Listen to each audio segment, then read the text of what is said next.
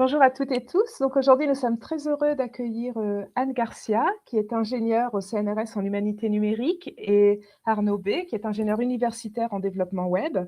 Tous deux sont à Grenoble, au labo Litéar, et collaborent au développement de la plateforme Tacteo, dont ce sera le sujet aujourd'hui, une plateforme de transcription et d'annotation collaborative.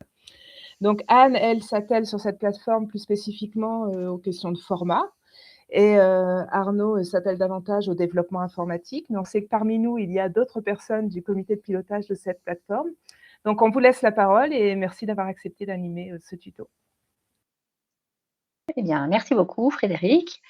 Et puis, c'est moi qui vais commencer à prendre la parole. Donc, si vous avez des questions en cours de route, n'hésitez pas. Je crois que ça passe plutôt par le chat.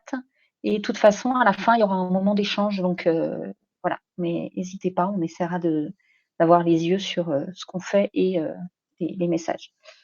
Voilà. Je vous passe le plan de la présentation. Je ne vais pas le lire intégralement, mais on va avoir des moments.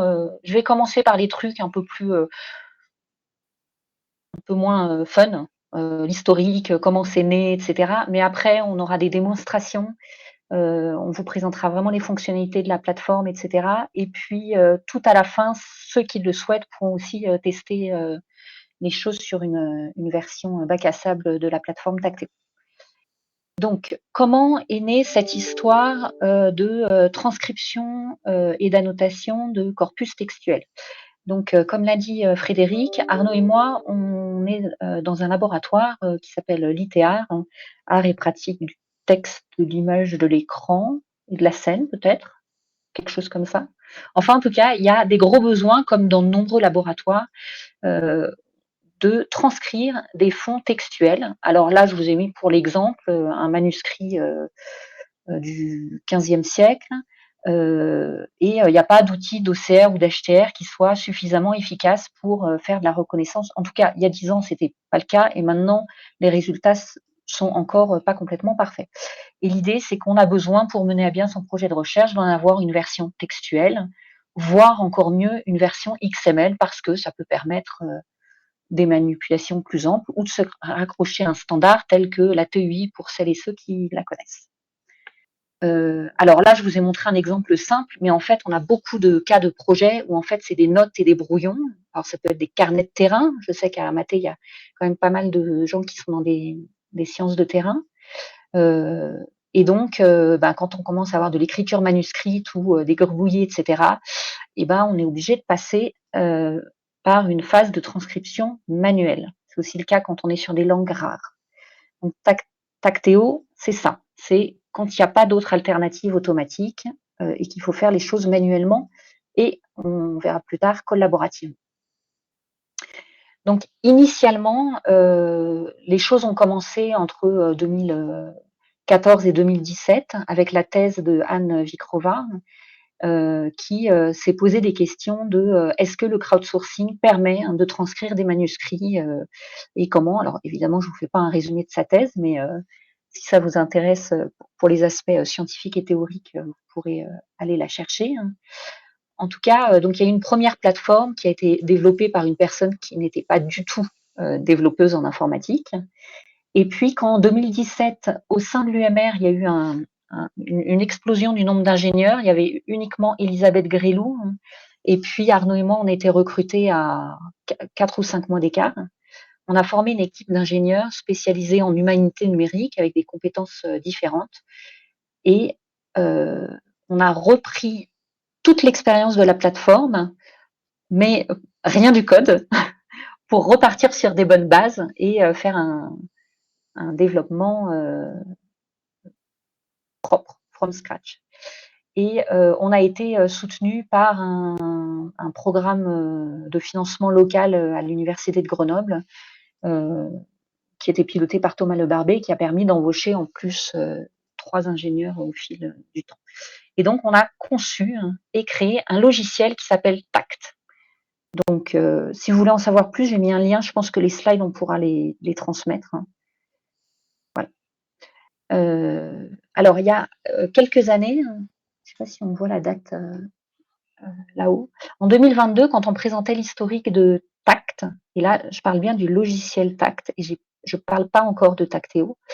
On présentait une frise un peu comme ça, où au fur et à mesure du temps, on ajoutait d'abord les premiers tests, et puis ensuite l'ajout de certaines fonctionnalités. Par exemple, en 2020, on a commencé à faire du suivi d'activité, des logs. Je vous montrerai ce que c'est actuellement. Et puis en 2021, on a permis des outils pour se connecter en 3IF, faire un peu d'OCR aussi pour avoir une pré-transcription, etc., etc. Mais après cette date, il y a eu un basculement parce qu'il y a eu beaucoup de bouche à oreille autour de Tact, et la plateforme qu'on avait, on a commencé à nous demander de l'utiliser pour des projets qui n'étaient pas dans notre laboratoire, ce qui nous posait évidemment aucun problème. Mais surtout, on a vu qu'il y avait une ou deux autres instances du logiciel Tact qui étaient installées ailleurs, et notamment à Nancy, dans le coin de Nancy. Il y a eu aussi une volonté, notamment par le consortium Corely, qui s'intéresse en gros, enfin dans les thématiques sont la linguistique, tant orale, écrit que signé. Leur intérêt, c'était d'utiliser une plateforme comme Tact pour transcrire de l'audio et des contenus qui n'étaient pas des ensembles d'images, mais plutôt des PDF. Et suite à ça, hop, et ben en fait, Isabelle Pignonne, qui part dans la salle, et Pierre Willem notamment, enfin, on les a contactés en disant: mais plutôt que d'avoir deux instances séparées du logiciel Tact, pourquoi est-ce qu'on ne mettrait pas nos forces en commun? On propose une instance qui est nationale, affichée comme telle, où vraiment, en gros, on dit bienvenue à tous les projets, et on met nos forces, compétences et temporelles ensemble pour maintenir et faire évoluer la plateforme. Et donc, on s'est formé en comité de pilotage de cette plateforme. Et voilà, donc on travaille ensemble depuis quelques années. Et, et en plus du logiciel Tact initialement que nous, à Grenoble, on proposait, on a aussi ouvert au corpus oraux. Alors on verra qu'il y a des limites sur ce côté-là, mais voilà. Et je crois qu'après... Non, c'est encore moi qui parle. Alors, c'est quoi les objectifs? Donc c'est comme ça qu'est né Tactéo. Le logiciel derrière, c'est toujours Tact, mais la plateforme nationale, c'est Tactéo, et l'URL, c'est tactéo.uma-num.fr. Et ça, on aura l'occasion d'y retourner. Donc l'objectif de Tactéo, c'est, on considère que la phase de transcription d'un corpus de données textuelles, qu'elles soient écrites ou orales, c'est la transcription, c'est non seulement obtenir le texte dans une version numérique, mais bien souvent l'annoter au passage. On repère déjà au moment de transcrire des choses, quelque chose qui est mal lisible, un nom de personne, etc., etc. Donc ce sont des choses qui vont de pair. C'est assez complexe de séparer les deux phases, et c'est pas forcément souhaitable d'ailleurs. Mais aussi, cette phase de transcription et d'annotation, c'est en fait une phase dans un projet qui est plus large. On a rarement comme seul intérêt de transcrire un contenu. On a envie d'en faire quelque chose. On a un objectif scientifique derrière. Et donc, Tactéo est pensé comme ça, comme une plateforme qui permet de gérer des projets de transcription. Donc, sur Tactéo, il y a de nombreux projets avec des fonds et des manières de transcrire qui sont différentes pour chacun. Et une fois que les transcriptions seront faites, les devenirs, les futurs seront différents pour chacun. Donc, Tactéo contient des outils de gestion de projet. Et puis, il y a aussi des fonctionnalités qui sont vraiment spéciales pour cette phase de transcription, qui peut être une transcription seule, que du texte, ou bien enrichie avec des informations, des annotations, etc. Si on revient sur Tact, je laisse la parole à Arnaud. Je reprends la main.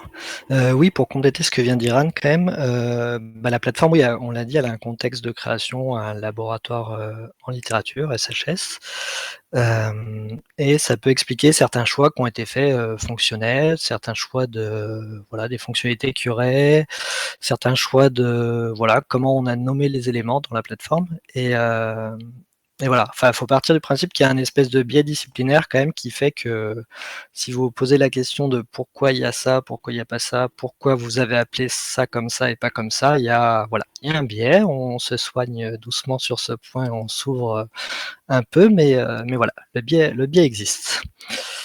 Voilà, alors derrière Tacteo, il y a un logiciel qui s'appelle Tact, qui est diffusé sous licence libre, GNU GPL, ce qui veut dire que vous pouvez plus ou moins faire ce que vous voulez avec, moyennant de rediffuser le logiciel avec une licence qui est compatible avec cette licence GPL. On appelle ça des licences diffusives ou contaminantes selon comment on voit les choses. Voilà, vous pouvez faire ce que vous voulez avec. Le code est disponible sur la forge GitLab de l'UARGCAD à Grenoble. Et le logiciel, globalement, c'est une grosse application PHP qui s'appuie sur Symfony en version 6. Symfony, pour ceux qui ne connaissent pas, c'est un gros framework PHP, une grosse boîte à outils pleine de fonctionnalités. Ça gère l'authentification, ça gère le système de route, de templating, etc. etc. Bref, on s'appuie dessus. C'est un outil qui a été éprouvé, qui marche bien, il y a une grosse communauté, il y a une belle documentation. Voilà, c'est des bases solides. En tout cas, on sait que dans 2 mois, Symfony sera toujours là, j'espère. De la même façon, on s'appuie sur pas mal de bibliothèques qui existent déjà, type OpenSea Dragon, TinyMCE, Bootstrap, des bibliothèques qui sont libres. Voilà, on s'est dit qu'on n'allait pas réinventer la roue non plus. Il y a des choses qui marchent très bien, autant les réutiliser. L'application, elle est dockerisée, ça veut dire que vous pouvez relativement facilement l'installer par ailleurs. Voilà, par souci de souveraineté, de personnalisation, de sécurité, vous n'avez pas envie de parler avec nous. Bref, vous pouvez complètement installer votre instance ailleurs et a priori ça marche. Si ça marche pas, vous pouvez venir me voir, je vous aide avec plaisir à mettre ça en place. On a déjà pas mal d'instances pour l'instant qui tournent. On a évidemment nos instances de développement. On a Tacteo, on a une instance BackSAP sur une autre machine virtuelle Humanum encore. On a la première version de Tact. Il y a sûrement la MSH Lorraine qui a une instance aussi. Bref, pas mal d'instances. Voilà, toujours côté code, on a un logiciel dont le périmètre fonctionnel était assez restreint au début. Ce qui fait qu'on a pu sortir en fait un logiciel assez rapidement. Et la bonne nouvelle, c'est que le logiciel a été rapidement utilisé. On a eu beaucoup de retours. Bref, visiblement, on répondait à pas mal de besoins. Et on a eu beaucoup de retours utilisateurs, beaucoup de besoins, de demandes, de fonctionnalités qu'on a développées. Et du coup, le contre-coup, c'est que voilà, on a une espèce de dette technique qu'on se traîne. On a une grosse masse de code qui est plus très facile à appréhender et qui mériterait voilà, une refactorisation. Bref, c'est pas organisé aussi bien qu'il le faudrait. Mais je perds pas espoir sur le fait d'avoir du temps à y consacrer. Un dernier point là-dessus, Anne l'a un peu dit, voilà, on est sur l'étape de transcription qui est un projet dans le projet. Et voilà, pour rappeler que Tact n'a pas vocation à tout faire. On va gérer la phase de transcription, mais il y a des choses qui doivent être faites avant, la collecte des données, la numérisation, la préparation du corpus. Nous, on va travailler sur l'import, sur le travail collaboratif, sur l'export, et après, il y aura tout un travail qui sera fait par ailleurs sur l'exploitation des données, la valorisation. Enfin, j'imagine que vous ferez quelque chose de vos données derrière, je l'espère. Bref, là, nous, on va pouvoir travailler surtout, c'est sur les imports-exports et ça fait partie de nos gros chantiers aussi, travailler l'interopérabilité en entrée comme en sortie. Et là, je te relaisse la main, Anne. Alors, je sens que vous trépignez d'impatience de voir à quoi ça ressemble. Donc, ce que je vous propose, c'est que je vais partager mon écran et vous emmener sur la plateforme de la sandbox, le bac à sable, hop, qui est ici. Est-ce que vous le voyez bien? Oui. Aucun retour? Oui, d'accord. Et vous m'entendez toujours bien? Oui. Tout à fait, Anne. D'accord, très bien, parfait. Donc voilà, donc ça c'est l'instance de bac à sable qui est plutôt dans les bleus alors que l'instance nationale elle est plutôt dans les jaunes, qu'on a joué sur les couleurs pour être sûr de là où on était. Donc concrètement, alors là je suis pas connectée. Je peux quand même accéder aux projets qui sont disponibles sur la plateforme. Alors là c'est uniquement des projets tests, hein.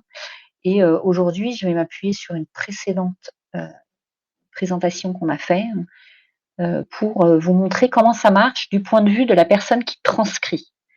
Ensuite, on aura une seconde démo qui sera du point de vue de la personne qui mène un projet de transcription.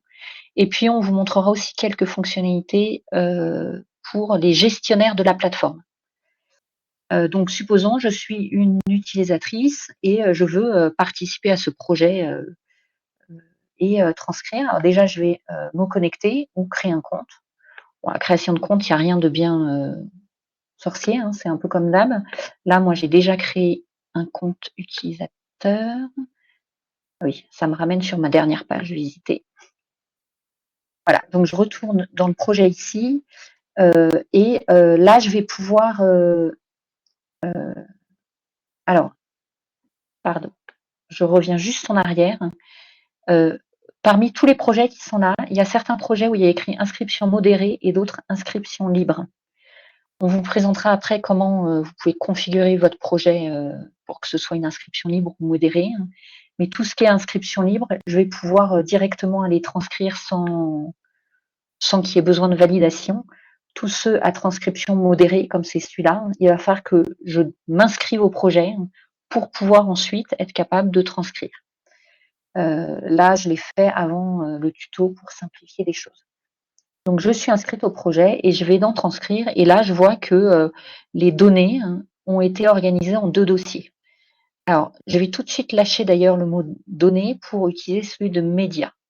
Dans Tacteo, un contenu à transcrire est appelé un média. Pourquoi? Parce que ça peut être un fichier image de différents types, parce que ça peut être un fichier PDF, parce que ça peut être un lien 3IF vers une image distante, parce que ça peut être un PDF et ainsi de suite. Donc on a choisi ce terme générique média. Et donc supposons que j'ai envie de transcrire des choses liées à Benoît de Groot. Vous voyez ici, ça y est, je suis entrée dans un dossier où je vois un ensemble de médias qui sont disponibles à la transcription. Alors là, il y en a beaucoup qui n'ont aucune transcription, mais il y en a par exemple un ici dont la transcription est en cours et un là dont la transcription est terminée. Donc par exemple, là, je peux aller regarder ce qui se passe. Alors, je ne vais pas les tester. Elle est marquée comme terminée, mais elle est vide. Bon, c'est un projet test, c'est pas bien grave. Et celle-là, est-ce qu'il y a un début? Voilà, là, il y a un début de texte qui a déjà été un peu transcrit. Alors moi, je vais m'attaquer à une nouvelle, là. Je vais prendre la première, tout simplement. Et donc, je peux voir le média d'un peu plus près pour savoir à quoi m'attendre. Je peux prévisualiser la transcription, mais là, elle est vide, donc ça n'a pas trop d'intérêt. Et je peux me mettre à transcrire. Alors, en gros, j'ai le média à gauche et ici, je vais pouvoir taper mon texte. Donc, le texte, ça commence par un numéro de page en haut. Hein, et puis ensuite, alors c'est en anglais, mais peu importe. With that background. Je ne sais pas si vous, c'est très lisible sur vos écrans partagés, mais enfin, de toute façon, c'est juste pour l'exemple. Et donc, l'idée, c'est de transcrire plus ou moins d'abord les paragraphes de texte. Hein, voilà, et puis ensuite, on va commencer à mettre de la structure. Donc là, je vais un peu sauter, puis je vais aller à la fin du paragraphe ici. Alors, vous voyez que l'image, je peux la zoomer. Hein. Alors là, on a une image de bonne qualité, donc je peux zoomer beaucoup. Hein. ce qui peut être utile dans certains cas, par exemple ici, pour bien lire For Different Reasons. Je peux, on ne sait jamais si quelqu'un a écrit de travers, et là normalement vous avez tous la mal de mer, tourner l'image pour lire des choses qui auraient été écrites autrement sur le côté, par exemple. Puis, non, là je suis revenue au truc initial. Ouais. Je peux même aussi agrandir la zone de média ou la rétrécir en fonction des besoins. Donc là, ça agrandit ça gère les deux colonnes. Alors, je vais me recentrer sur mon paragraphe. Je voulais juste, je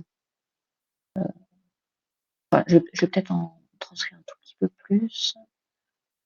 Donc the question is. Vous voyez, c'est assez simple hein, pour l'instant. How did few. Et puis là, j'arrive ici et il y a un mot, je ne sais pas trop ce que c'est. Bon, je me dis ok, je verrai bien, etc. Et puis je finis mon paragraphe avec marriage.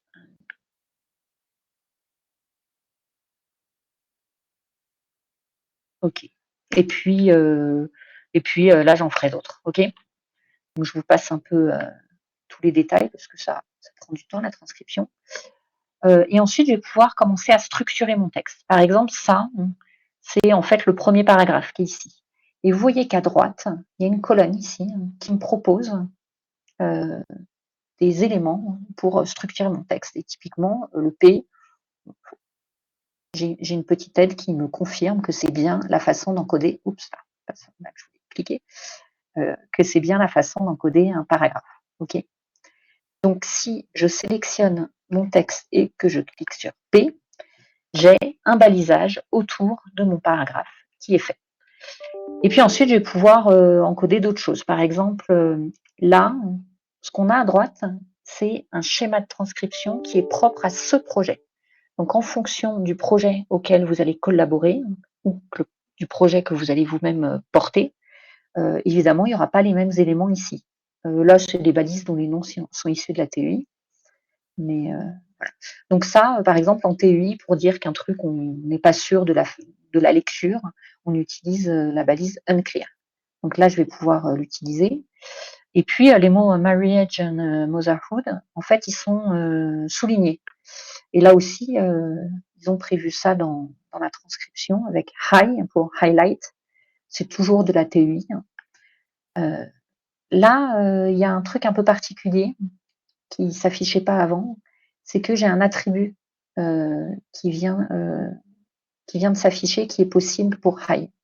Il est même obligatoire, une petite étoile. Et là, je vois dans la liste, alors est-ce que c'est en rouge? Oui. Est-ce que c'est souligné en rouge? Oui, c'est ça en fait. L'autre, c'est souligné autre, je ne vais pas l'utiliser. Et donc là, je viens de dire, ce mot-là, il a été souligné en rouge. Et puis, je peux faire exactement pareil avec ce terme. Voilà. Alors, il y en aurait d'autres. Je sais qu'un peu plus bas, il y avait des noms de personnes aussi. Donc, si je m'attaque plutôt au dernier paragraphe, Héloïse ici, puis je continue, bah pareil. Alors là, Héloïse, je ne peux pas directement l'encoder comme un nom de personne. En fait, ce qui a été prévu, c'est que on met des paragraphes à l'intérieur desquels on peut mettre d'autres structurations, d'autres informations sémantiques. Et là, vous voyez que mon nom de personne, il y a une visualisation un peu particulière. Ah bah tiens, ok, ça je sais que ça. Et là aussi, j'ai un attribut.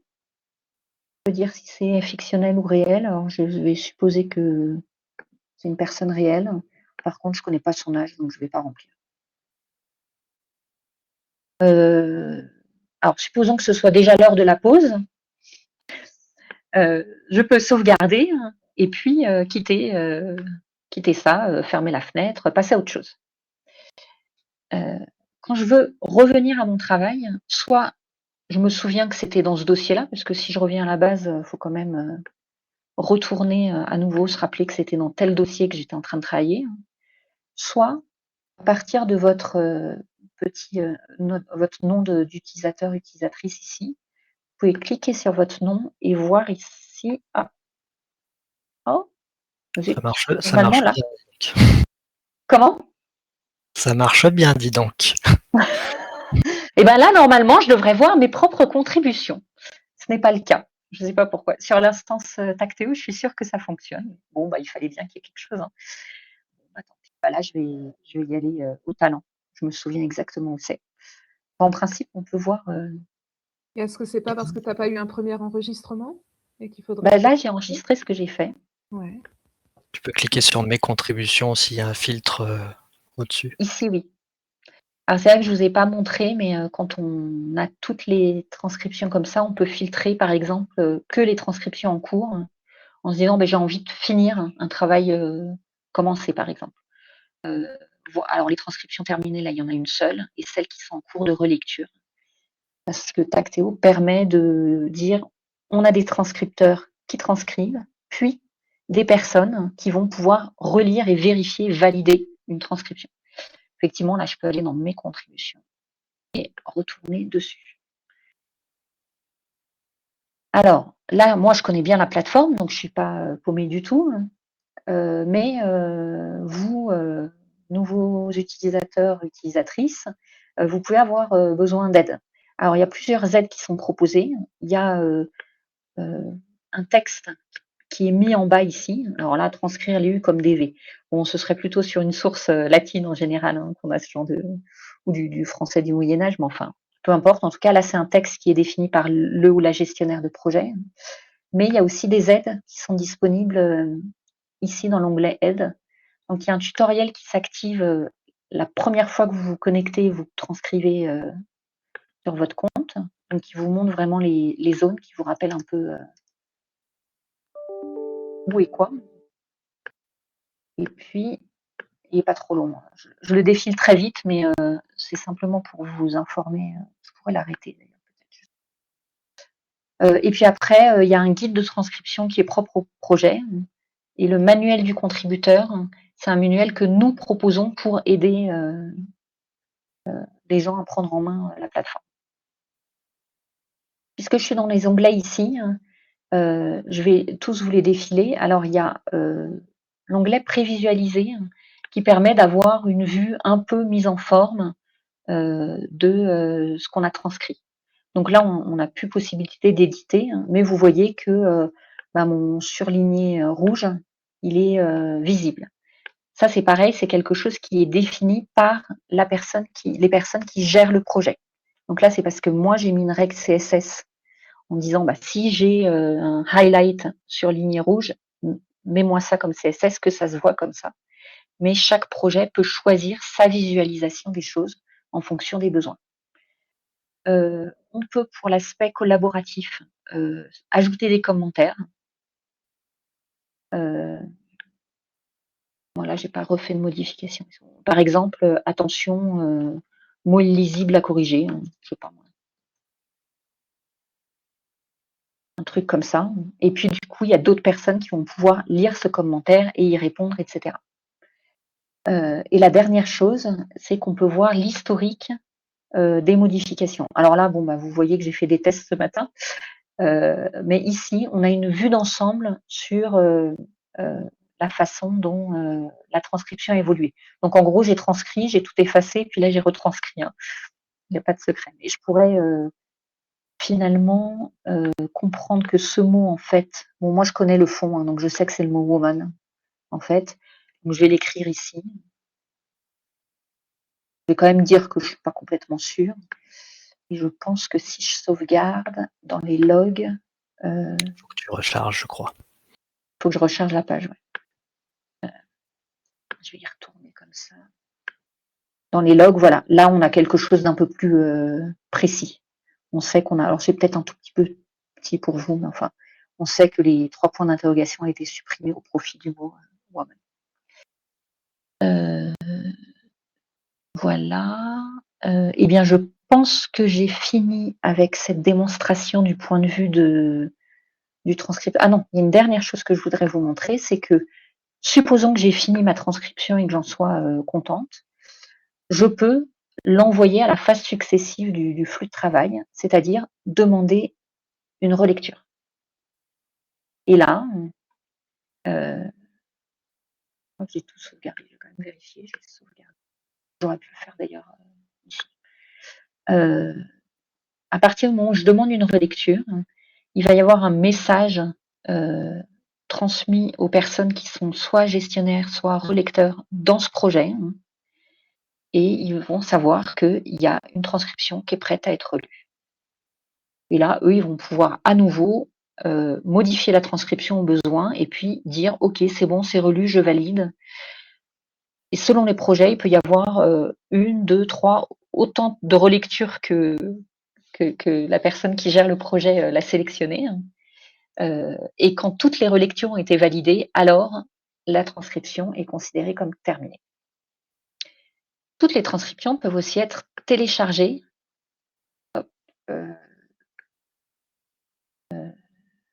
directement ici. Alors soit la transcription, soit les médias.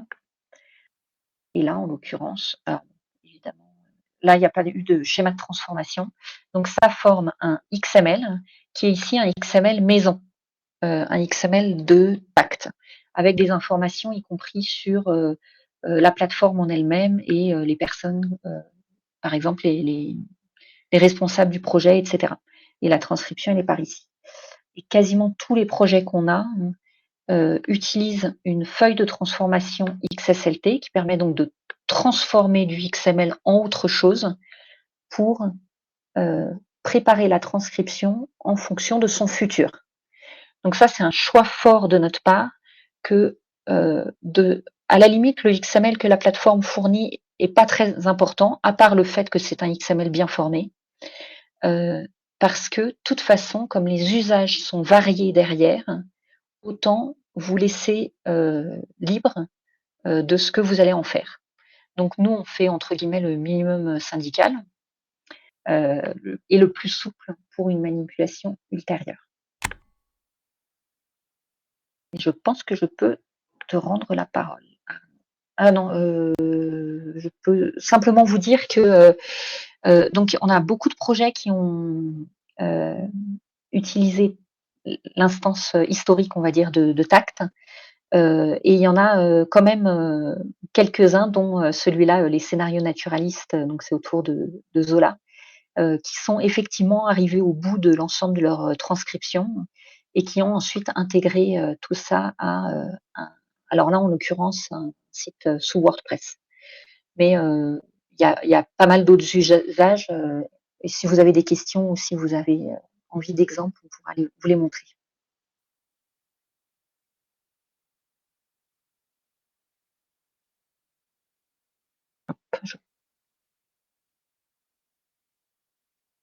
Pardon, je n'avais pas activé le micro.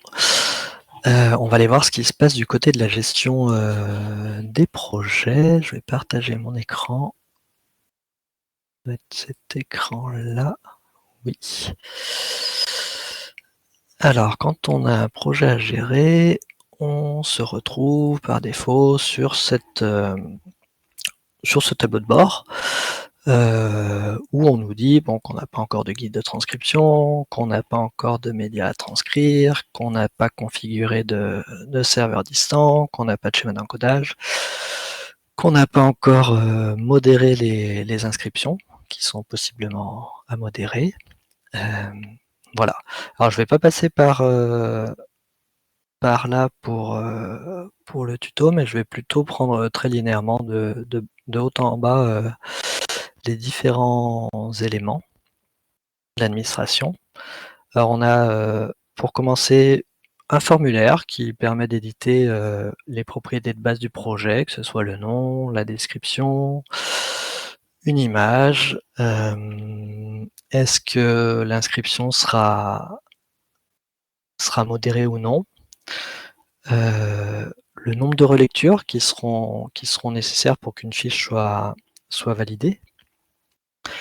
Et on a aussi ici les langues que pourra utiliser Tesseract pour l'OCR. On a aussi dans Tacteo la possibilité de réduire un peu la quantité de boutons qui s'affichent. voilà, par exemple, si je sais que je vais ne travailler que sur des images ou des PDF, je peux décocher l'audio, la vidéo.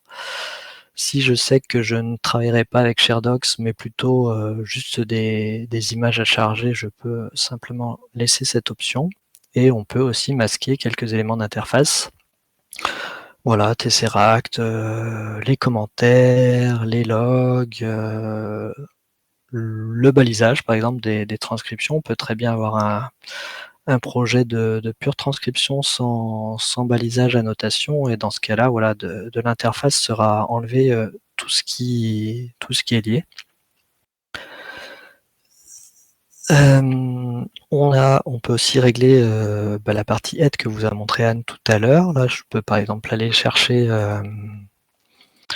un PDF que je charge ici, et je peux voilà écrire des instructions de transcription, du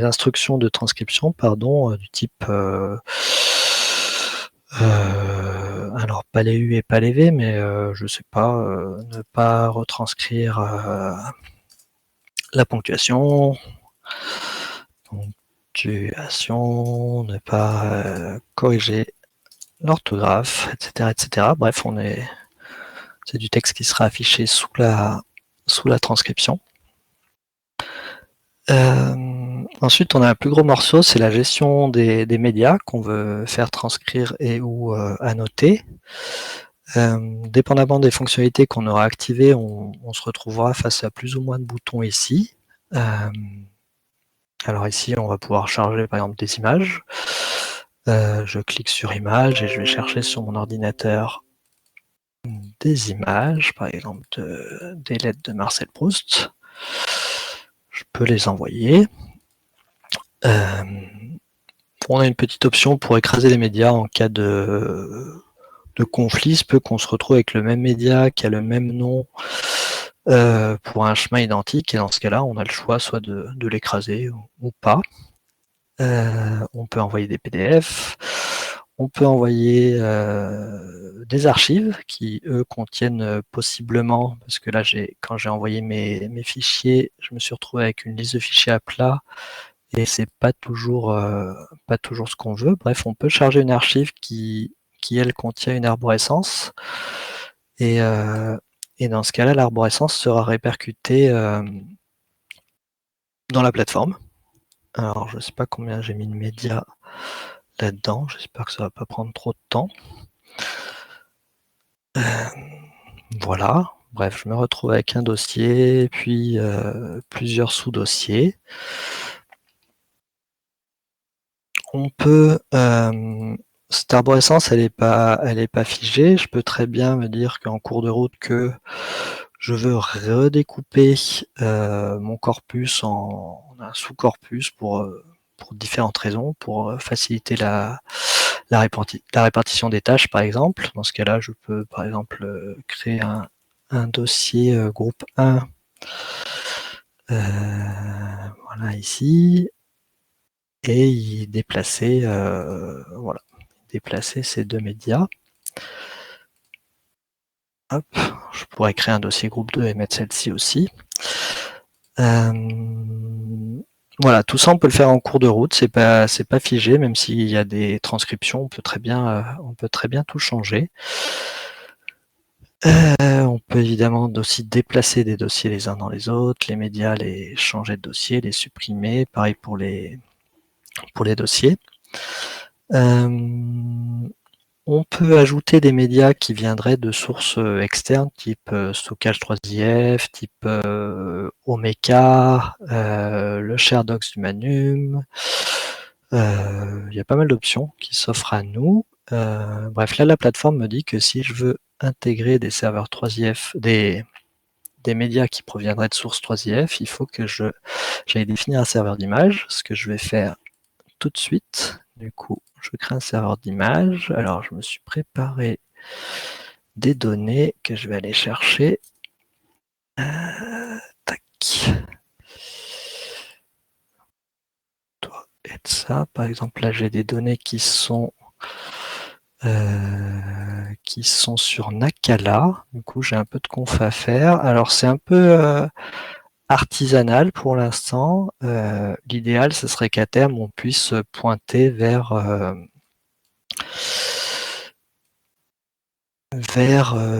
manifeste 3IF, en fait. Alors, je suis en train de faire n'importe quoi. Un manifeste 3IF, que là, on est obligé un peu de définir les préfixes, les suffixes, les URL, et c'est pas forcément plus pratique. Là, concrètement, les préfixes et les suffixes, en fait, suffixe large et miniature, ça permet d'avoir une image de haute qualité sur la page de transcription, tandis que le suffixe miniature permet d'avoir une image de moindre qualité sur les pages où on a tous les médias qui s'affichent les uns à côté des autres. Donc c'est comme ça qu'on bénéficie du 3IF comme ça. Donc ici, on peut choisir carrément la largeur et la qualité de son image pour chaque interface, pour chaque page. C'est ça, Anne a écrit une petite documentation qui se trouve là, qui explique un peu les choses, et en bricolant un peu, on arrive aussi à aller récupérer des médias qui seraient sur un site Omeka. Alors là, je crée mon serveur d'image, je retourne sur ma gestion de médias, et voilà, je sélectionne le serveur que je viens de créer, et je lui envoie une archive qui contient les identifiants des ressources sur ce serveur. Hop, je lui envoie l'archive, et normalement, voilà, on se retrouve avec les médias qui sont sur Nakala. Ici, c'est des brouillons d'un auteur, voilà, sur un projet qu'on a eu au labo. Voilà, ici on a vu du coup la partie 3IF. ShareDoc, je vous le montre pas, c'est pas moi qui ai développé, j'ai pas beaucoup d'expérience sur cette fonctionnalité. Isabelle saurait mieux en parler que moi. En tout cas, ça sert à quelques projets. On peut ajouter des vidéos qui seraient sur YouTube, Vimeo, Peertube, Canal TV. Ça pareil, je sais pas si c'est trop utilisé, en tout cas ça existe. Et on peut aussi pointer vers des fichiers directement en saisissant leur URL. Voilà. La troisième chose qu'on peut faire ici, c'est ajouter des transcriptions préexistantes qu'on voudrait par exemple annoter, corriger. Si par exemple on a un OCR qui a été fait par ailleurs, on peut très bien le charger et voilà, le faire corriger ou le faire annoter par les membres du projet. Alors est-ce que je crois que j'en avais préparé un. Voilà. Par exemple, là, je vais aller chercher une transcription existante pour ce média. J'ai le choix, enfin j'ai pas mal d'options qui s'offrent à moi ici. Je peux, si je veux créer un média vide, si la transcription n'est rattachable à aucun média, parce que là en fait le lien entre la transcription et les médias se fait en fonction du nom du fichier. Et il se peut qu'on n'ait pas de correspondance, et dans ce cas-là, on peut faire le choix de créer un média qui n'a pas forcément d'image, mais voilà, pour travailler le texte quand même.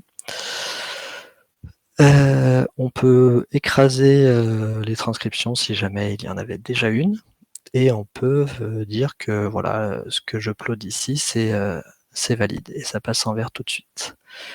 Et dans le cas où on enverrait du XML ou en tout cas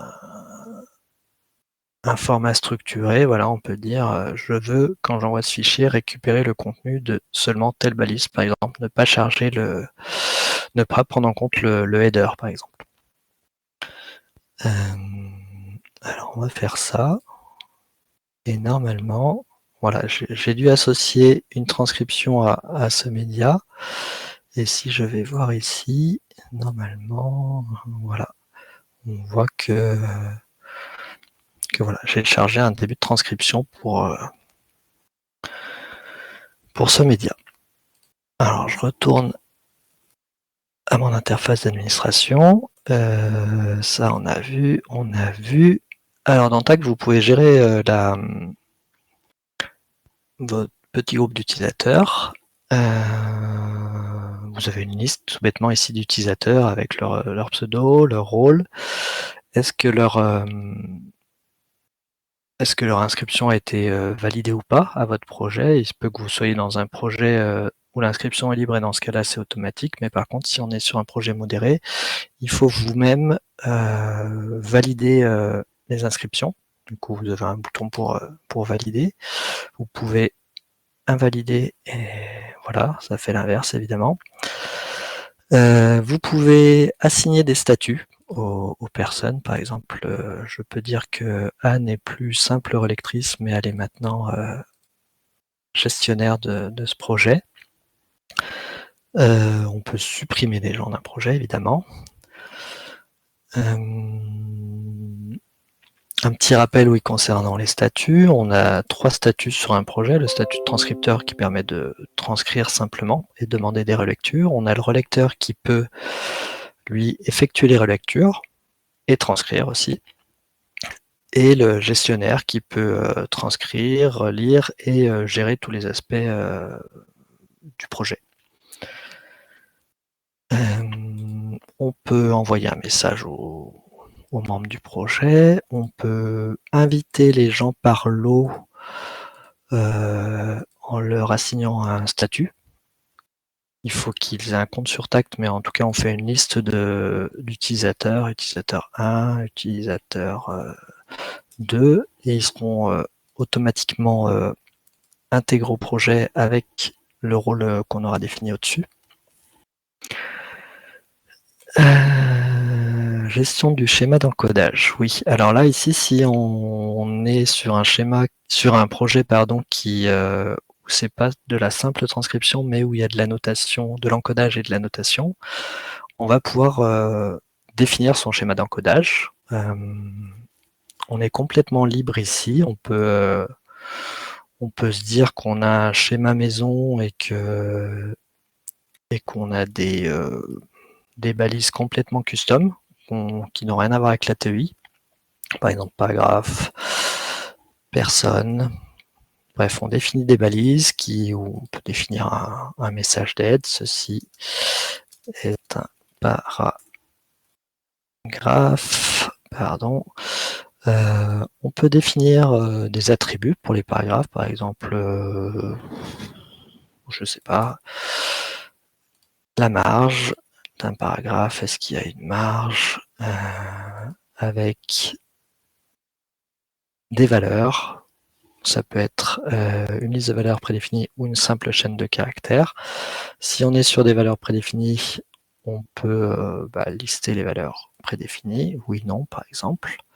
C'est assez stupide que je fais, mais c'est pas grave. Et on peut aussi, voilà, si on n'a pas des valeurs prédéfinies, comme ça, on peut dire c'est une simple chaîne de caractères, et dans ce cas-là, on peut fournir un pattern sous forme d'expression régulière qui fera que si on respecte pas le pattern en question, ça sera mis en rouge et on sera amené à corriger tout ça. On peut ajouter des aides aussi sur les attributs, enfin on peut mettre des textes un peu partout pour guider l'utilisateur. On peut, pour un élément, décider de qu'est-ce qu'il va pouvoir contenir. Est-ce qu'un paragraphe peut contenir un paragraphe, oui ou non? Est-ce qu'un paragraphe peut contenir une personne, oui ou non? Bref, on ajoute ici. Voilà, bref, on peut complètement customiser son schéma. On peut importer un schéma qu'on aurait créé avant. J'en avais un quelque part. Voilà, et du coup, le charger tout bêtement, et on peut le modifier, on peut le re-sauvegarder derrière. Et on peut aussi inférer depuis un fichier XML qu'on aurait, un schéma d'encodage, pour peu que le fichier qu'on a soit plus ou moins représentatif de son corpus. Voilà, ici par exemple, j'envoie un fichier XML et par exemple ça j'en veux pas, et le reste je garde, voilà. Tac. Voilà, on est complètement libre sur le schéma d'encodage, on peut faire plus ou moins ce qu'on veut. Si c'est standard, c'est mieux. Si c'est pas standard, c'est pas grave, ça marche aussi.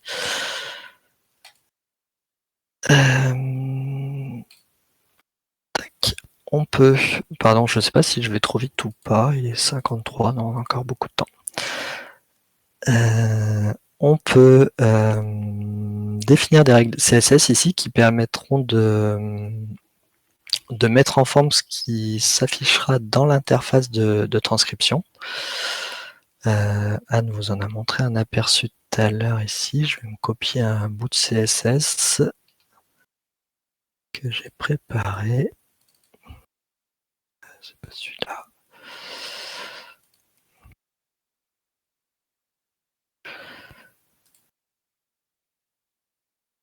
Je suis en train de faire n'importe quoi. Voilà, on peut copier une CSS ici et ça s'appliquera.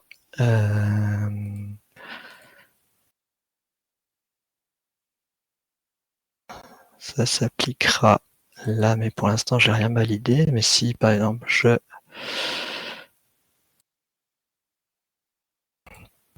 fais ça, ça devrait marcher. Là, j'ai pas de lieu, je crois. Mais imaginons que j'ai un lieu ici. Voilà, on pourrait avoir ce lieu, une date, et que tout ça soit un paragraphe. Bref. On peut mettre en forme tout ça. On peut tout aussi bien mettre en forme ce qu'il y a ici via ce formulaire-là. Si vous connaissez pas le CSS, je l'ai fait un petit truc qui fait que ça génère tous les sélecteurs CSS. Du coup, il n'y a plus qu'à remplir, par exemple, mettre de la couleur, mettre des fonds, mettre des bordures. Si vous êtes gestionnaire de plusieurs projets, vous pouvez facilement appliquer les CSS que vous aurez bricolé ici ou le schéma d'encodage à d'autres projets. Vous les sélectionnez et vous pouvez appliquer ce que vous avez fait là à d'autres projets. Une fois qu'on a bien travaillé, on peut exporter ces données. Alors on peut exporter tout ou partie de ces données. On pourra exporter tout depuis la racine, mais par exemple on peut exporter un sous-dossier en particulier. On peut choisir de n'exporter que les transcriptions qui seraient validées, mais on peut aussi tout exporter. C'est peu importe. Alors ça, c'est en cours de travail, c'est pas fini tout ça. On est sur le bac à sable et du coup, il y a des développements qui sont pas encore sur Tacteo, l'instance principale, mais en gros, là, on est en train de travailler quand on exporte les transcriptions à des scénarios un peu tout faits, où voilà, on veut par exemple en sortir un XML TEI, on veut appliquer ou non la XSL qui aurait été définie juste après, on veut injecter ou pas les métadonnées dans les transcriptions.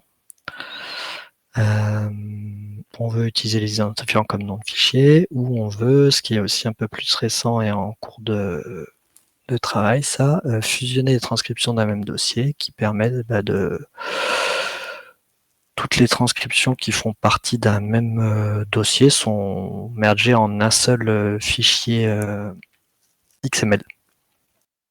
Par exemple, si on bosse sur une lettre qui aurait plusieurs pages, au lieu de se retrouver avec 3 XML, on se retrouve avec un seul XML pour cette lettre.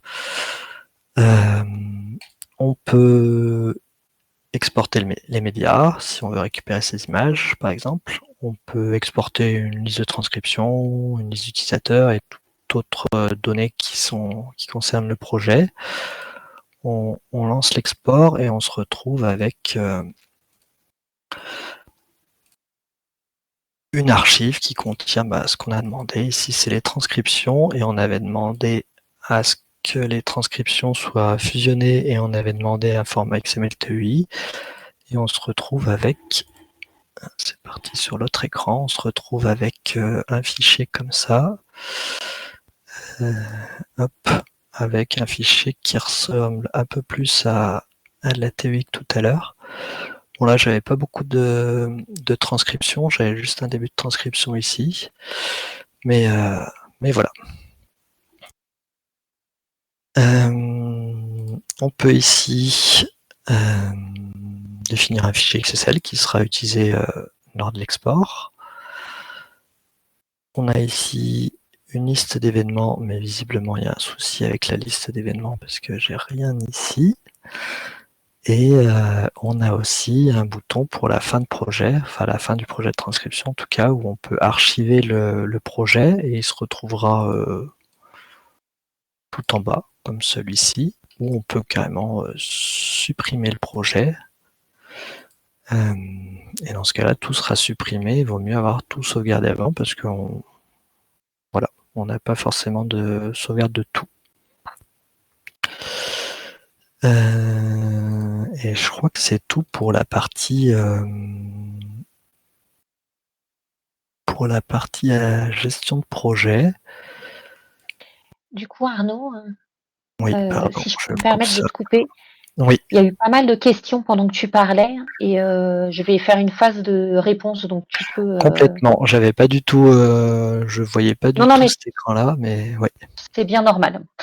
Donc il y a une remarque d'une personne. Oh, je vais plus avoir les noms, mais enfin c'est pas grave, de Estelle Sénat qui dit qu'il faut avoir un plan de nommage cohérent et enfin oui. De toute façon, quand on gère comme ça des quantités de médias, de transcription, etc. Moi, je vous conseille plus que fortement d'avoir un plan de nommage et de savoir comment est-ce que vous nommez vos fichiers, notamment si vous avez d'un côté des médias et de l'autre côté des transcriptions préexistantes, pour être bien sûr de les faire se correspondre. On a une question pour savoir s'il y avait une fonctionnalité d'OCR qui était intégrée.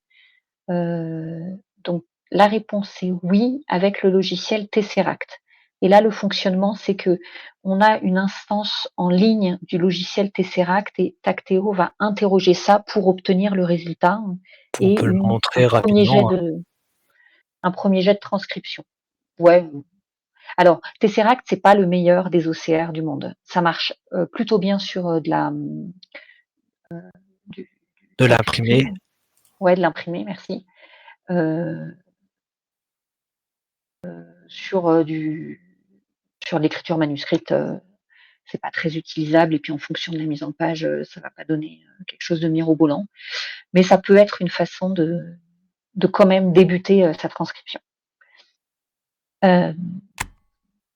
Ensuite, quelqu'un demandait où retrouver son nom d'utilisateur et son login. Donc, je sais pas si je le montre ou je le dis, mais enfin, en allant tout en haut à droite, je peux peut-être le montrer. Comme ça, moi, ce sera un peu plus présent. Mais hop, je vais retourner. Oh, ça fait pas ce que je veux. Ah, je vais repartager mon écran.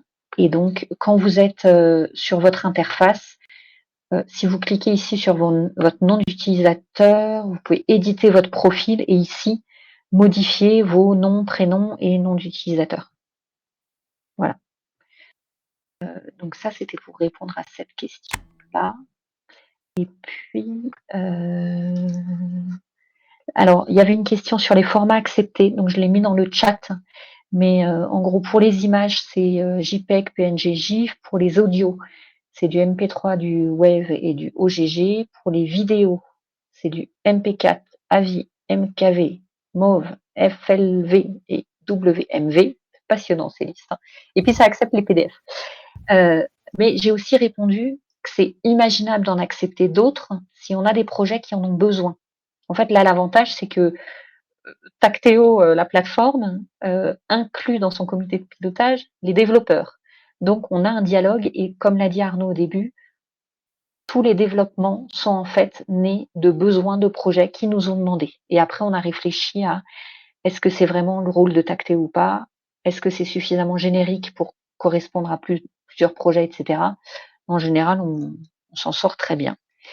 Et une dernière question à propos des formats, c'était est-ce qu'on peut importer des transcriptions au format STR, SRT. en fait des formats SRT, pardon, qui sont par exemple des formats issus de Whisper qui fait de la transcription audio ou vidéo vers texte. Ça.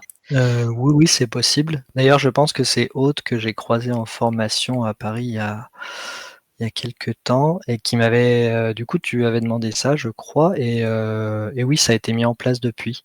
Après, c'est pas complètement utilisable parce qu'on tire pas parti tant du SRT et du balisage qui est fait, mais en tout cas, on peut importer des SRT et les retravailler. Mmh. Et donc les formats, c'est de l'UTF-8. Ça veut dire qu'on peut avoir, par exemple, des langues, qui utilisent pas que l'alphabet, latin. Comme vous parlez format, il y avait la même question pour le XML Alto et comme vous dites que vous ne tirez pas parti du SRT, c'est exactement pareil pour le Alto. Vous n'allez pas cibler l'endroit sur la page. Non, il y a pas OK. oui, effectivement. Voilà, je crois que j'ai fait un résumé des réponses à toutes les questions qui étaient, posées dans le chat. Et moi Oui, j'en tu as ai été une. parfaite.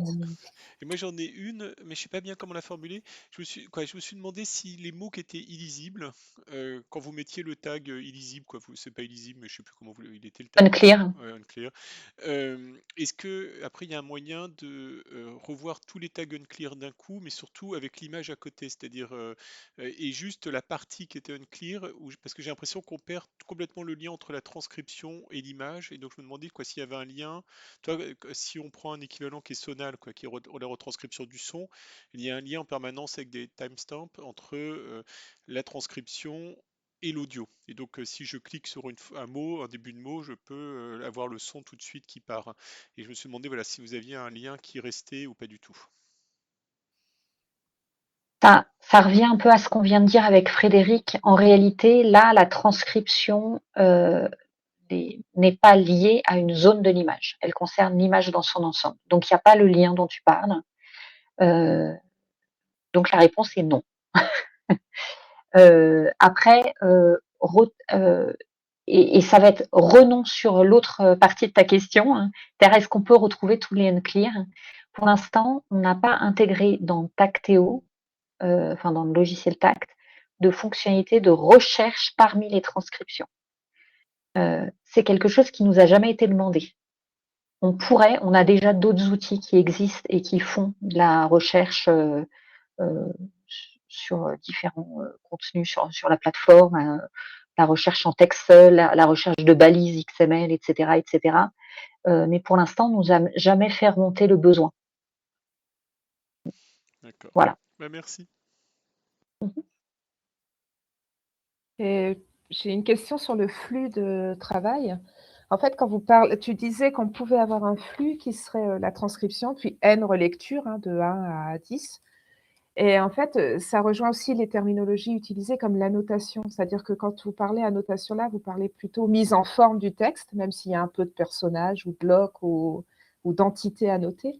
Mais on peut imaginer qu'on va y faire plus d'annotation que de mise en forme, en fait. Est-ce que le flux de travail peut inclure une vraie annotation?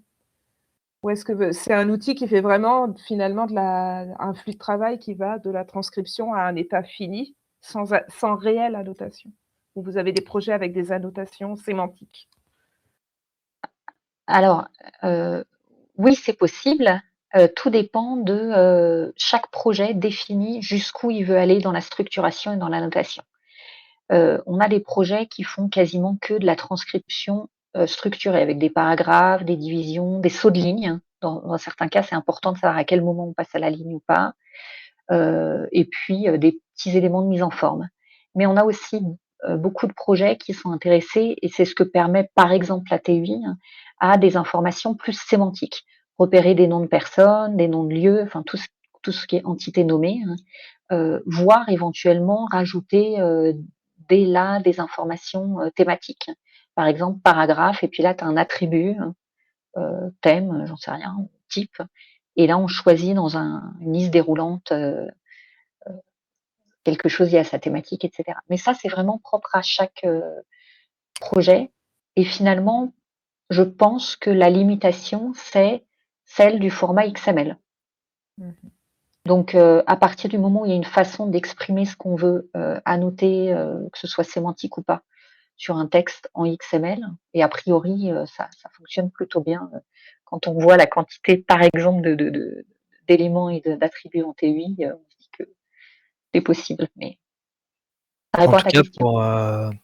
pour rebondir là-dessus, on n'est pas dans de la notation qui serait déportée, possiblement multi-couche, comme peut le faire Inception ou comme peuvent le faire d'autres outils. Là, le balisage est intégré dans les données directement. En effet. Et sur votre guide, vous avez des schémas qui sont donnés pour exemple ou ce genre de choses? Parce que là, non? Pas tant, mais il faudrait en fait, je crois que ça fait partie des choses qu'on aimerait faire, fournir des schémas tout faits pour des scénarios classiques, disons. Je trouve que c'est une bonne idée, mais je vous la souffle comme ça. C'est que chaque projet va avoir son schéma, mais effectivement, on peut en donner en exemple et puis après, ça peut être utilisé comme modèle à adapter. Je ne crois pas qu'il y ait eu d'autres questions pendant ce temps dans le chat, donc on peut poursuivre. C'était qui? C'était toi.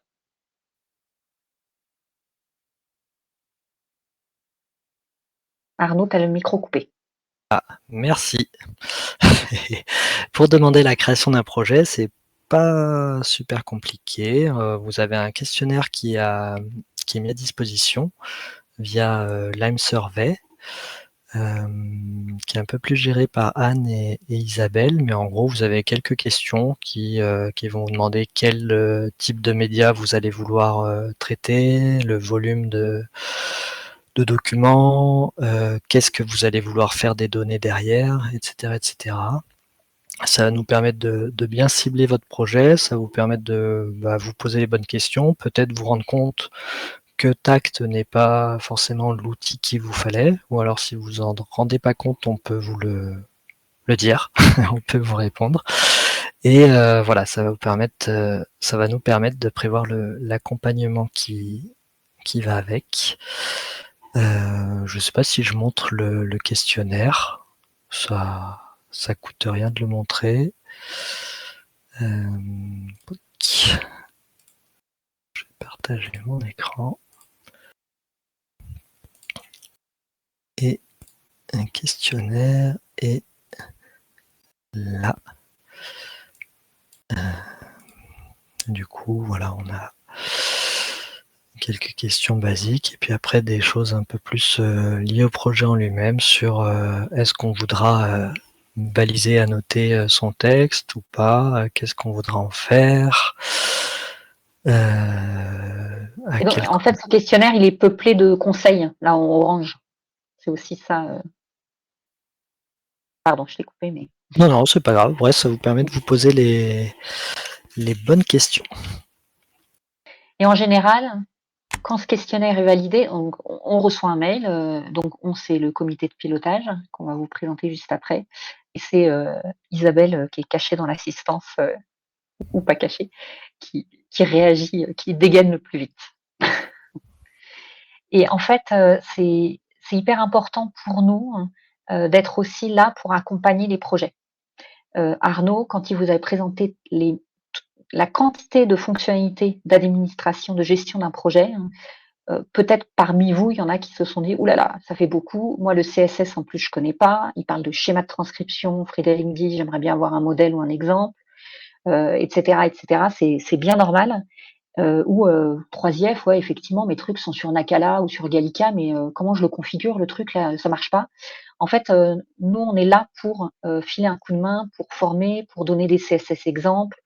On fait ça pour plusieurs projets au début, pour vraiment mettre le pied à l'étrier. Dire, vous n'êtes pas seul. On vous donne des exemples de règles CSS, surtout pour des gens qu'on n'aurait jamais rédigés, en disant, voilà, le principe, c'est ça, tu veux mettre de la couleur, voilà ce que tu fais. Et puis après, juste avec des copier-coller, on s'en sort, quoi.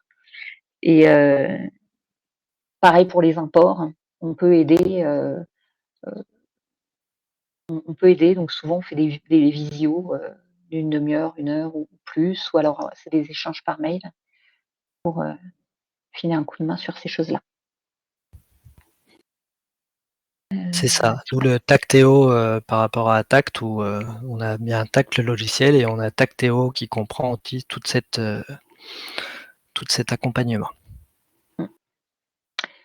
Alors, je reprends la main sur les slides pour vous. Alors, je ne vais pas vous le présenter. Si, je vais juste vous présenter comment nous, de notre côté, on crée un nouveau projet. Alors, nous, les super utilisateurs, les administrateurs de plateforme. En gros, alors on a des possibilités de gestion des utilisateurs, notamment d'anonymisation d'un compte après utilisation, enfin à la fermeture, ou carrément de suppression de compte si besoin. On peut aussi donner des rôles simple utilisateur ou administrateur de la plateforme. On a des fonctionnalités d'administration générale de la plateforme. Par exemple, c'est ici qu'on va définir que pour le bac à sable, on va plutôt être dans les bleus avec tel logo, mais pour Tacteo, la version officielle, on est plutôt dans les jaunes avec tel logo. Et donc, le titre aussi, le nom de la plateforme est administrable. On peut voir des logs d'utilisation, qui a transcrit à quel moment, etc., et des statistiques d'usage de la plateforme. Et puis, la fonctionnalité la plus qu'on utilise le plus souvent, c'est celle de création d'un nouveau projet. Donc là, j'ai basculé sur Tacteo, parce que sur le bac à sable, j'étais en simple utilisatrice. Et voilà, donc quand nous, on reçoit un formulaire de demande de création de projet et que effectivement ça convient, enfin voilà, tout va bien, on remplit simplement le nouveau nom du projet, une petite description. Si on nous a fourni une image en page d'accueil, on l'inscrit, on l'indiquera ici, on l'ajoutera. Le type d'inscription, donc si vous vous rappelez au tout début, j'ai parlé de projets où l'inscription, la possibilité de participer était modérée ou bien libre, le nombre de relectures et qui va être le gestionnaire parmi tous les utilisateurs de la plateforme. Ce qui veut dire que pour demander la création d'un projet, mieux vaut avoir déjà un compte sur la plateforme. Et puis les langues pour Tesseract au cas où il y a besoin d'utiliser un OCR. Voilà. Donc là, je suis allée très vite sur les fonctionnalités des super utilisateurs. On en a déjà parlé de l'accompagnement qu'on fait au projet, mais je voulais juste en citer un en exemple, parce qu'on est allé assez loin dans la façon dont on collaborait avec ce projet-là. Donc, je ne sais pas si parmi vous, il y en a qui connaissent la plateforme Iman, qui est en fait un regroupement d'un ensemble de projets bibliothèque numérique sous Omeka classique, qui est porté par le laboratoire Talim, enfin pas que, mais par Richard Walter notamment. Et il y a environ 70 projets qui utilisent cette plateforme Iman, dont une grosse moitié fait de la transcription. Et jusqu'à il y a un an environ, la transcription se faisait directement dans le logiciel Omeka, qui n'est pas extrêmement adapté, même si on voit qu'il y a des usages intéressants. Il y a Transcrire, qui utilise le module Scriptome. Enfin, je passe les détails. En tout cas, il y a eu la volonté du projet Iman d'externaliser les transcriptions pour qu'elles soient faites avec un outil qui est plus adapté et plus collaboratif, mais de récupérer les données pour les réintégrer dans Iman après coup. Et là, on a travaillé pendant une année, un peu plus d'une année en fait maintenant, à comment est-ce qu'on allait moissonner, récupérer les données depuis là, il y en a 23, je crois, maintenant, qui sont intégrés à Tacteo, mais maintenant, ils ont la main pour faire ça de façon autonome. Mais comment intégrer des contenus qui sont déjà présents sur Iman, les importer dans Tacteo, si possible de façon simple avec des gens qui ne sont pas forcément très formés en informatique, faire des transcriptions dans Tacteo et ensuite les réintégrer à l'intérieur d'Iman. Et donc là, par exemple, moi, j'ai travaillé avec eux, donc là, en gros, pendant une année, et on a mis en place une procédure avec des façons de transformer les données de leur API ou IPMH, pour ceux à qui ça parle, vers nos formats d'import XML, JSON, etc. Et ensuite, comment est-ce qu'on allait pouvoir exporter de Tacteo et que chez eux, l'import se fasse de façon facilitée. Et là, il y a des exemples de CSS aussi, des choses comme ça. On est en train de mettre en place aussi des modèles comme ça, des exemples. Je te rends la parole, Arnaud. Oui. Le copil. Bah, rapidement, la composition du copil. Pierre Willem, qui est, je crois, dans l'assistance. Isabelle Pignonne aussi, Anne et moi. On est plutôt complémentaires. Enfin, je ne sais pas si c'est la peine de revenir sur les rôles de chacun. On peut. Pierre, il a un rôle un peu plus méta, stratégique, une vision, je ne sais pas comment l'expliquer, mais une vision assez large. Isabelle, elle est un peu plus portée sur l'accompagnement des utilisateurs en début de projet notamment, et elle fait un gros boulot là-dessus, parce que c'est vrai qu'il y a de plus en plus d'ouverture de projet, et elle est ultra efficace. Anne, elle est un peu entre les deux, je dois dire, un peu sur la vision large et un peu aussi sur tout l'accompagnement, notamment avec les gens d'Iman. Et moi un peu plus au développement. On se réunit plus ou moins tous les mois, peut-être, je ne sais pas, pour discuter et comprendre moins actif. Merci Pierre pour cette précision. On se réunit plus ou moins tous les mois pour prendre des décisions, pour faire avancer le tout. Et récemment, on a élaboré une pseudo-feuille de route sur les actions qu'on voulait mettre en place à court et moyen terme. Notamment sur voilà, ce qu'on compte faire prochainement, c'est refondre la documentation. A priori, on va s'enfermer 2 jours dans une salle à Dijon et on va faire ça prochainement. Travailler un peu l'internationalisation de la plateforme, ça c'est voilà, ça sera pas très compliqué, mais ça peut être fait. Ça serait bien que ce soit fait. Ça sera bien que ce soit fait. Je ne sais plus parler français. On aimerait aussi faire un audit sur l'accessibilité et l'ergonomie de la plateforme. On aimerait aussi poursuivre le travail sur toutes les fonctionnalités d'export et plus largement le point suivant, l'interopérabilité, notamment import, export, les API, pour être un peu plus ouvert à d'autres outils, parce que, comme on l'a déjà dit, Tact n'a pas vocation à tout faire, mais si on peut se brancher aux autres outils, tant mieux. Faut qu'on amorce aussi une réflexion sur les références croisées, les pointeurs, les listes identifiants dans le XML. Ça permettrait de rendre l'outil aussi un peu plus attrayant pour un public un peu plus exigeant. Il y a aussi le développement de fonctionnalités qui sont liées à l'audio. Alors ça, j'en parlerai aussi un tout petit peu après, mais en gros, ça serait pris en charge par le consortium Corely, qui a une communauté qui est un peu plus intéressée par tout ça. Et la tâche de fond, disons, de maintenance, refactorisation, montée de version de Symfony, PHP, bref, essayer de ne pas prendre trop de retard techniquement.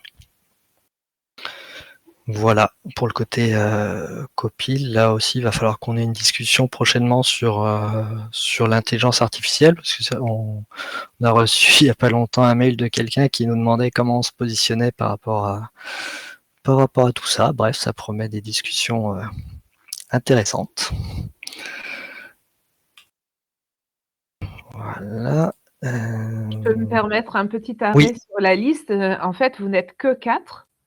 A priori, les projets commencent à arriver et vous ne faites pas que ça dans votre vie d'ingénieur, ou ça doit prendre beaucoup de temps. Et comment vous envisagez la suite, en fait, si ça prend vraiment beaucoup de temps?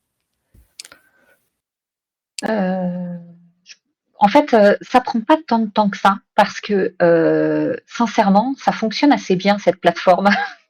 Et on a toujours travaillé en visant l'autonomie des gens avec qui on bosse. Je crois que Arnaud et moi, puisque on est un peu historiquement on n'est pas les seuls, hein, mais dans les initiateurs, on n'aime pas du tout se sentir indispensable. Donc ça permet aussi. Alors oui, ponctuellement, enfin, par exemple, on parle au moment de l'ouverture du projet, répondre et avoir un petit échange, ce qu'Isabelle fait très bien. Et alors, elle n'est pas non plus isolée et toute seule. Hein, parfois, on essaye d'être à deux pour la réunion, voilà. Mais ça reste un truc qui est ponctuel. Et, et ensuite, le projet est autonome. L'exemple que je vous ai donné avec Iman, c'était un peu plus particulier parce que là, c'est 35 en gros projets qui vont arriver d'un coup avec énormément de données préexistantes, etc. Mais c'est le premier cas qu'on a aussi gros. Le projet Sénat que je vous ai montré, j'ai fait l'XSL pour exporter, que ce soit directement un copier-coller dans le logiciel WordPress. C'est pareil, c'est une action qui est ponctuelle. Et je reviens sur ta réflexion de tout à l'heure, là, d'avoir des sortes de modèles. On a envie d'avoir des modèles comme ça pour nous-mêmes, factoriser le travail. Mais en fait, quand quelqu'un me fait une demande d'import ou d'export, par exemple, si je parle pour mon travail, en général, je reprends un truc que j'ai déjà fait, puis je l'adapte. Donc ça va assez vite. Ok, merci. Et on ne répond pas non plus à toutes les demandes qui nous sont faites. C'est-à-dire qu'on nous a déjà demandé des fonctionnalités, on en a parlé entre nous, et ça, c'est ça qui est hyper intéressant d'être à 4. On en parle entre nous et on se dit non, mais ça, non, ça n'a pas de sens pour la plateforme. Ou ce serait un coût trop important de développement ou de maintenance. Du coup, c'est pas raisonnable, par exemple.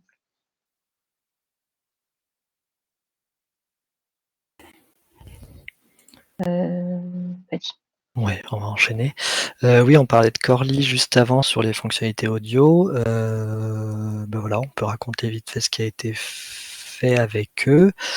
C'est un consortium Humanum qui avait un des axes qui était dédié à la mise à disposition d'une plateforme de transcription et d'annotation simple. Ils ont fait un peu le panorama de ce qui se faisait en France et ils ont décidé de venir nous voir et de mettre un peu de temps et d'argent pour faire quelques modifications à la plateforme, pour la rendre un peu plus utilisable pour leur communauté qui est un peu plus linguiste. Alors ça a donné lieu à une prestation par Driss qui a fait pas mal de modifs sur le côté un peu ergo, à rendre la plateforme un peu plus agréable et un peu plus pratique à utiliser. Et là, on va enchaîner normalement avec eux cette année sur des choses un peu plus fonctionnelles, sur notamment rendre l'audio, rendre la partie audio plus utilisable, parce que pour l'instant on a vraiment quelque chose d'assez basique qui est pas forcément pratique, mais si on pouvait réussir à se greffer à des formats type Elan et compagnie et voilà, avoir ce que disait Damien tout à l'heure sur le côté on a une portion de texte qui est liée à une portion d'audio, enfin avec un système de timecode et compagnie, ça serait chouette, et ça devrait être pris en charge du coup par Corely et Driss Sadoun dans l'année qui arrive.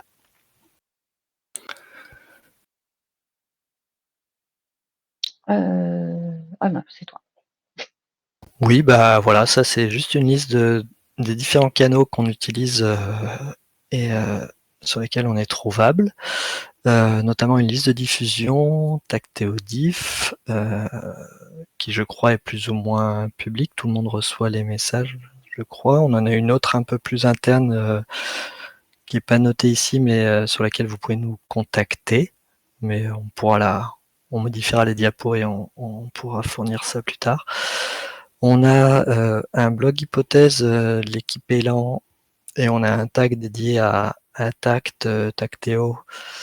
Voilà. Et ce flux, il est utilisé dans la plateforme et on affiche les actualités directement dans la plateforme via ce flux. On est trois sur GitLab, enfin, sur la forge GitLab du KiCad chez nous. Voilà, on a le copil qui est décrit sur la plateforme. On se partage un peu géographiquement les projets. Les gens qui sont un peu plus dans le nord-est vont avoir tendance à aller voir Pierre et Isabelle qu'ils connaissent peut-être déjà. On essaye de prendre en charge les autres, mais bon, c'est pas si hermétique que ça, et voilà. Bref, contactez-nous tous quand vous avez des besoins et on se répartira le travail. Et voilà, le meilleur point d'entrée effectivement pour l'ouverture d'un projet, c'est le formulaire, et pour toute autre question, c'est la liste de diffusion pour laquelle on n'a pas mis l'adresse ici. Mais C'est tacteo@groupe Renater. c'est ça, il Enfin, n'y a pas juste faut juste enlever le -diff de oui, c'est celle-là que je celle-ci. vois. Et voilà, ça c'est le petit résumé pour dire que Tacteo, c'est une plateforme de transcription et d'annotation de corpus textuel, qu'il y a le logiciel Tact derrière, qu'on a une instance nationale qu'on co-gère avec Isabelle et Pierre, Tacteo. On a toujours la première instance qui vit toujours. Il y a encore quelques projets avec un petit peu d'activité, plus grand chose, mais bon, ça a le mérite encore d'exister. Et le bac à sable, voilà, qui existe. Et voilà, si vous voulez tester la plateforme, n'hésitez pas, on vous crée un compte, on vous crée un projet, et puis vous avez la main sur toutes les fonctions de gestion de projet. En fait, vous pouvez tester la plateforme. Et s'il faut vous aider à monter une plateforme pour que vous puissiez tester le côté gestion de plateforme, c'est aussi possible. Du coup, je vais répondre à 2 questions là qui ont été posées dans le chat. La première, c'est Clotilde qui signale, c'est plus une information qu'une question, mais que pour le traitement et l'analyse d'annotation de données audiovisuelles, type Elan, il y a aussi un logiciel qui s'appelle AVA Toolkit, AVAA. Alors en fait, oui, mais il y a vraiment plusieurs et plein d'autres logiciels qui permettent de faire de la transcription, que ce soit à partir d'images, que ce soit à partir d'audio, que ce soit à partir de vidéos. Tacteo ou Tact derrière n'a pas été initialement prévu pour de l'audio et de la vidéo, et nos fonctionnalités, elles restent pour l'instant assez limitées. Ça va se développer grâce au développement, au soutien de Corly, au développement de Driss Sadoun, mais pour l'instant, voilà, ça reste. Cela dit, Corly était quand même intéressé par les fonctionnalités collaboratives de Tacteo, et c'est pour ça qu'ils ont fait le choix, plutôt que de rester sur des logiciels à installer sur son ordinateur et non collaboratifs. Corly était intéressé par l'usage de Tacteo et le développement de fonctionnalités pour l'oral et la vidéo. Donc ça, c'était pour répondre à Clotilde. Et j'enchaîne sur Monica. Je vais lire carrément ce que tu as écrit parce que c'est très intéressant. Elle avait une question. Je souhaiterais comprendre comment fonctionne l'hébergement des données sur Tacteo, en particulier pour les documents déposés à des fins de transcription. Au sein de notre équipe, on travaille avec des documents confidentiels et on voudrait s'assurer des conditions dans lesquelles ces données sont hébergées et protégées. Alors, la première chose, c'est que tant que faire se peut, on essaie de ne pas héberger des données médias, des images, etc., directement dans Tacteo, pour, à la base, des questions d'espace disque. Si vous avez déjà vos images qui sont hébergées quelque part, on a des connecteurs. Arnaud l'a montré dans la présentation de gestion des projets, pour interroger un serveur 3IF, interroger un Omeka classique ou même S, interroger un ShareDoc, etc., etc. Donc on ne dépose pas les images chez nous. En revanche, les transcriptions, effectivement, elles sont dans la base de données. Pour l'exemple, dans les projets Iman, il y a des projets dont certains contenus ne sont pas publics. Et donc, le logiciel Omeka ne les rend pas publics, sauf si on est connecté. Et en fait, dans Tacteo, ça fonctionne de pair. C'est-à-dire que si vous utilisez le même navigateur avec un onglet ouvert sur Iman et un onglet sur Tacteo, si vous êtes non connecté sur Iman, l'image ne va pas s'afficher sur Tacteo. Si vous êtes connecté sur Iman, l'image va être visible sur Tacteo. Cela dit, Et après, pour des questions de sécurité, on utilise un hébergement Humanium. Mais on n'a aucune habilitation à héberger des données qui ont besoin d'une ultra sécurisation. On n'a pas de labellisation sécurité SSI, etc. Donc confidentiel, tout dépend le niveau de sensibilité des données que vous avez. Si vous avez des données personnelles ou des données sensibles, on préfère le savoir avant et peut-être d'abord prendre conseil pour être sûr que c'est le bon outil. Cela Oui, dit, d'où quand on a des l'intérêt données... peut-être, pardon, je te coupe, d'où l'intérêt Oui, vas-y, peut-être vas-y. d'installer sa propre instance sur des serveurs qui seraient derrière un VPN, qui seraient un peu plus protégés que notre serveur Après, quand ultra on a public. des données sensibles, les mettons dans un truc collaboratif en ligne. Donc voilà. Donc j'espère que ça répond à ta question, Monica. Et sinon, juste pour compléter, hein, j'abonde évidemment dans tout ce que tu as dit, suivant le niveau de sensibilité des données, on n'est pas habilité à les héberger. Et si le niveau de sensibilité est moyen, juste pour rappel, ça a été dit lors de la présentation, quand le projet il n'est pas public, c'est sur inscription uniquement, les seuls qui voient les médias et les transcriptions sont les personnes qu'on invite sur le projet. Mais effectivement, ça c'est valable pour des données pas ni très sensibles ni confidentielles. Oui, d'autant plus que les gestionnaires de plateformes ont accès à plus ou moins tout.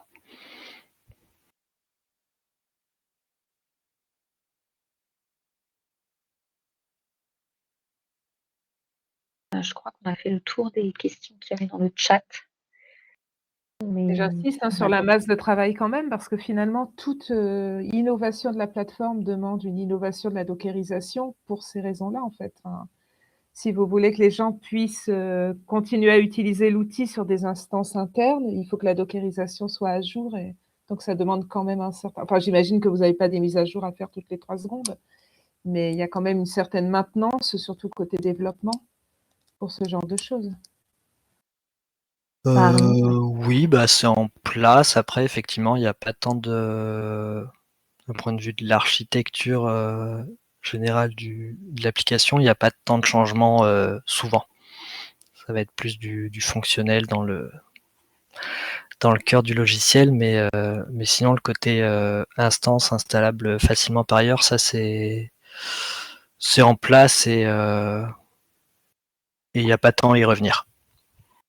Vous êtes d'un positivisme. On essaye. Alors, le code est sur Git, il y a plusieurs branches. Il y a notamment une branche de dev qui est mise en œuvre dans Bac à sable et une branche, je pense que c'est la main qui est sur Tacteo. Non. Master New. La master New, voilà. Mais à part la mise à jour du code au fil de l'eau, la dockerisation, elle suit parce que jusque-là, je crois que ça nous est pas trop arrivé d'avoir besoin de modifier la structure des briques de logiciels à l'intérieur du code, quoi. Mais on ne sait jamais, hein, dans le futur. Traçage, on utilisera des branches et puis on fera les choses au fur et à mesure.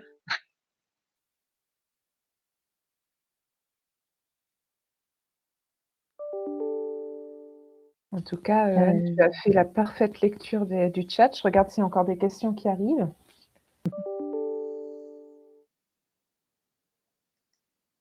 Non, j'ai pas le sentiment. Non, j'ai l'impression que ça s'est Mais c'était arrêté. hyper clair. Donc j'espère qu'on aura bien le PDF effectivement à mettre sur le site web, mais et on pourra retrouver aussi la vidéo. Ça marche. Après, si vous voulez tester, n'hésitez pas à aller sur le bac à sable.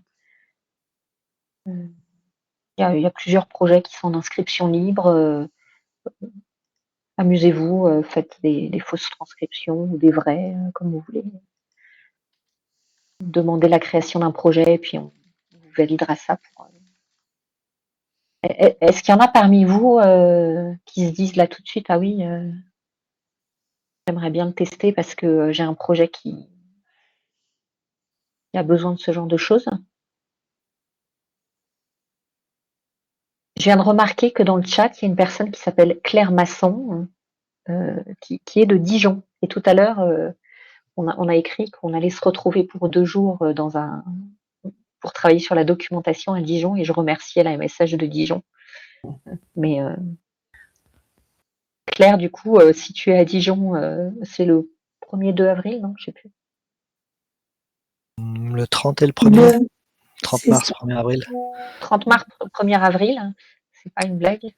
Si tu veux nous rencontrer directement, on aura peut-être un petit peu de Et temps. après, elle dit qu'elle assiste pas beaucoup les gens et que vous les laissez se débrouiller. En tout cas, je trouve que vous donnez une belle illustration d'un travail en équipe où tout roule, où tout marche bien, où vous avez chacun vos rôles. Ça donne envie d'utiliser l'outil. Maintenant, il me reste à trouver un projet. En tout cas, je vous remercie chaleureusement pour ce tuto. Je pense qu'il a été très clair.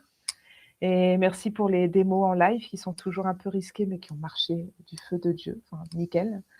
Je remercie bien sûr ceux qui nous ont écoutés, parce que sans vous, les tutos n'auraient pas raison d'être. Donc, merci à vous aussi. Une dernière chose, la petite page du prochain tuto quand même, c'est le 12 mars avec Julie Baron et Julie Lemoine. Donc, 2 Julie qui vont nous parler de la pseudonymisation, c'est dur à dire, et l'anonymisation de données. Donc, ça, c'est le 12 mars. Et donc, encore merci à tout le copil Tactéo, visible, invisible, caché en présentation. Merci beaucoup à vous. Et à une prochaine fois. Au revoir. Et merci à vous. Merci.